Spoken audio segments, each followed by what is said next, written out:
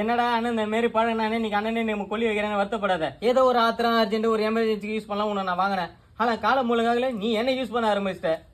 உனக்கே தெரியும் மழை எனக்கு எவ்வளோ பிடிக்கும் அப்படின்னு. நீ வந்ததுலேருந்து என்னமோ நெஞ்சு வலி வந்த மாதிரி உன்னை நெஞ்சோட பொத்தி எடுத்துன்னு வந்து வீட்டு உள்ள வைக்கிறதாகுது.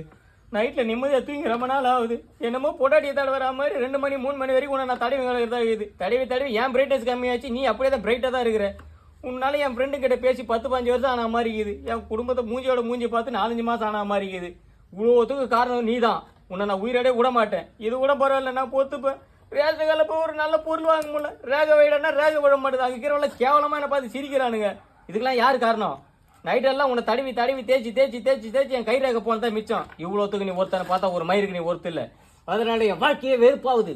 உன்னை நான் சாவடிச்சு இன்னைக்கு நான் கொல்லி போட மாட்டேன். கொல்லி வை உன் வேலை இருக்குன்னா நான் தான் டியூ கட்டுனுக்குறேன். உனக்கு போன் முக்கியமா புள்ளியோட